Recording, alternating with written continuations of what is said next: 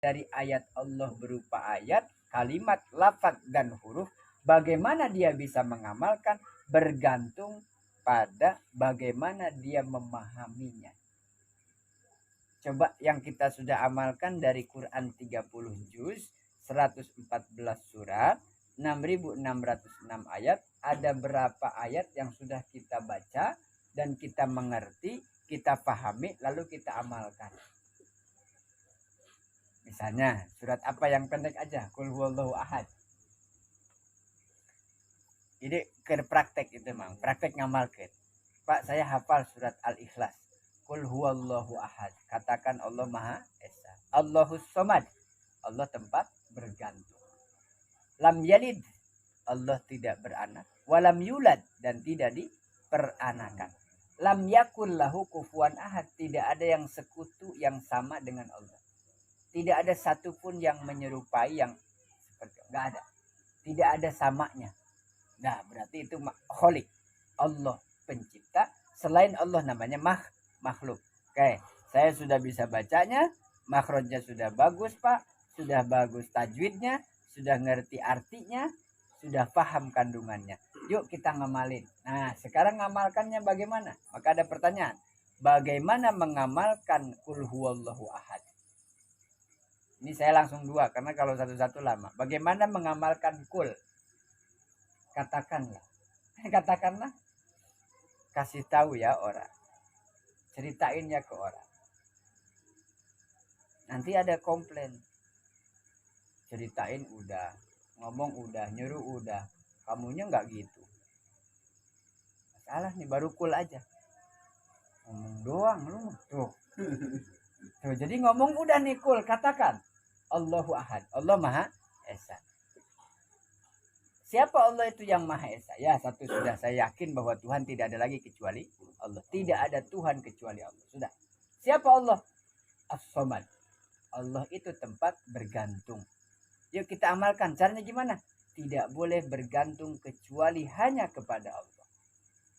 Ternyata dalam prakteknya kehidupan kita, bagaimana saya supaya bisa bahagia? Tergantung, Pak. Tergantung apa? Kalau sudah punya rumah, kalau sudah punya pekerjaan tetap, kalau anak saya soleh semua, istrinya juga soleha, itu baru saya bisa. Oh, berarti kebahagiaan itu bergantung kepada tadi. Kan, tadi katanya hanya Allah tempat bergantung. Artinya kalau saya masih berhubungan dengan Allah, masih menggantungkan segala sesuatu kepada Allah, berarti tidak ada yang saya jadikan tempat bergantung, ya hanya Allah. Ya akhirnya kan apa-apa ya ke Allah. Kenapa? Ya kalau Allah itu Tuhan yang maha segalanya, kan orang pengennya jalan pintas. Cepetan mana coba? Kalau kita minta tolong cepet sama orang apa cepet sama Allah? Gimana caranya? Cara mengamalkan supaya cepet tuh gimana? Ya cepetan ke Allah lah.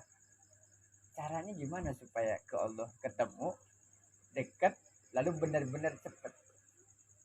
Kalau punya rumah itu Pak kerja, nabung gitu. Mengulik sudah berapa tahun kerja? 20 tahun.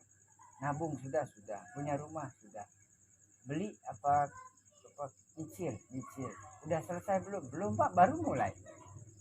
Jadi butuh berapa tahun orang punya rumah tidak ada ekses, tidak ada masalah. Ini rumah saya, nggak ada masalah. Ya kan? Baru satu ke punya rumah. Lama apa cepat, Kang? Kalau mau cepat sama Allah, caranya gimana ya sama Allah? Nah, ini bicara ngamalin Quran, baru satu surat belum selesai. Lam yalid wa lam yulad wa lam yakul lahu kufuwan ahad dan seterusnya. Belum ngamalin surat Yasin. Yasin tahu.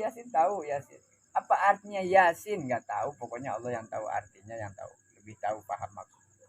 Nah kita ngamalinnya satu ayat saja. Contohnya, la in syakartum, saya mau bersyukur. Kita kasih tahu cara bersyukur dengan menyebut alhamdulillahi rabbil alamin. Bersyukur dengan alhamdulillah. Alhamdulillahnya diartikan apa? Segala puji bagi Allah, Tuhan semesta alam. Ngerti nggak maksudnya? Nggak tahu Pak. Pokoknya kalau dapat rezeki alhamdulillah. Kalau dapat musibah, ya innalillah. Loh kok beda? Emang kalau musibah itu dari Allah datangnya? Iya. Kalau rezeki dari Allah juga. Kenapa nggak bilang innalillah? Jabatan tuh rezeki bukan? Orang dapat jabatan, jadi pemimpin, dapat dapat kepercayaan dari masyarakat, dari warga, dia jadilah pemimpin terpilih. Itu dari mana tuh rezeki itu? Dari Allah. Sahabat Abu Bakar ketika dapat mandat menjadi khalifah setelah Rasulullah, apa yang diucapkan? Inna lillahi wa inna ilaihi rajiun.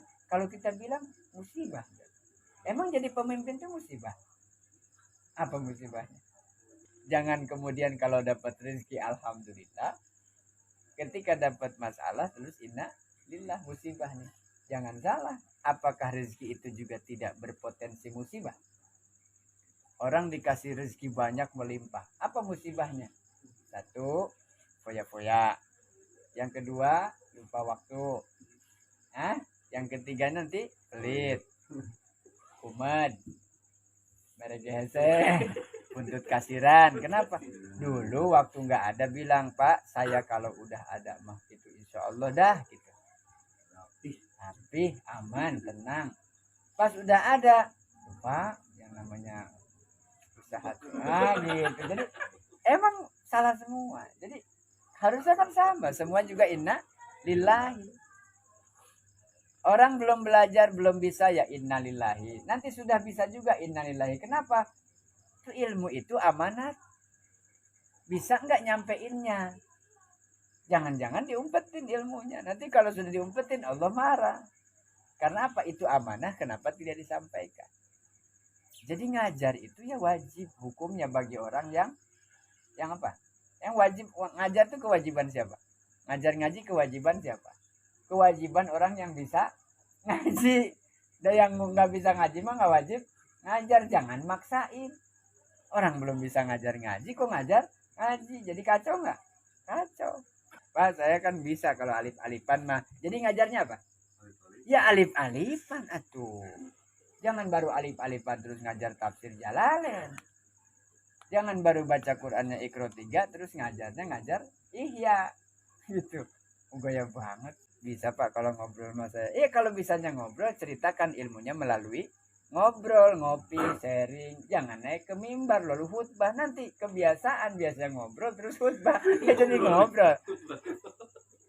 Hadirin rahimakumullah, apakah apa yang saya sampaikan paham? Jamaahnya jawab paham gitu. Betul tidak? Betul kata jamaah. Jadi yang membuat naik peringkat seseorang derajat kedekatannya dengan Allah itu adalah pemahamannya tentang agama. Bukan banyaknya koleksi kitab dan buku-buku. Bukan banyaknya membaca dan seterusnya. Tapi kalau nggak melalui itu kan nggak bisa kita belajar. Harus melalui kitab, buku-buku. Iya, tapi patokan itu bukan. Dari mana? Al-matla al-fahmu bifathillah. Lalu orang setelah baca kitab, belajar ngaji, didengarkanlah tentang ilmu agama, masuk ke pikirannya, awalnya dari telinga tadi, mikir, masuk ke hati. Nah, yang membuka hati orang supaya paham itu siapa? Bifathillah an kulli qalbin bima yarzuq. Allah lah yang membuka pintu hatinya supaya dia paham. Nah, orang paham dari belajar ngaji itu disebut rizki yang mulia dari Allah fi makna dhahri wal batni tadi. Yarzuku minan nur adalah cahaya. Paham itu datang dari Allah, merupakan rizki yang harus disyukuri. Ada orang belajar belum paham, kita sudah belajar lalu paham, berarti rizki yang harus kita syukuri. Cara mensyukuri rizki berupa paham dalam ilmu agama adalah mengamalkan. Maka bersyukur atas paham ilmu. Saya senang dikasih ilmu sama Allah melalui belajar dari guru-guru, dari kiai-kiai. Cara saya bersyukur bagaimana? Mengamalkan, mengajarkan dengan apa? Ikhlas. Kenapa? Amalkan ya, amalkan.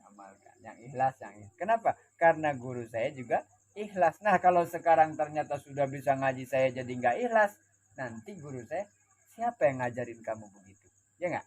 Ditanya nggak tuh? Pertanggungjawaban. Jadi kenapa kok Kang ikhlas? Guru saya juga ikhlas. semangat banget ngajinya kok. Guru saya semangat banget ngajinya. Kalau kiai sudah sebegitu level keilmuannya, ketakwaannya, ketakorubannya, kesolehannya kepada Allah, ya kita yang santrinya yang belum bisa apa-apa masa iya nggak ngikut. Jadi semangat saya tertular dari kiai. Nanti ikhlasnya juga tertular dari kiai. Nanti berkahnya mudah-mudahan kecipratan dari kiai. Itu aja sudah. Yang bisa saya lakukan apa? Dah. Ya. Nah, itu untuk malam ini tentang bagaimana manusia nanti juga berselisih paham, beda pandangan tentang ayat-ayat yang zahir dan yang batin.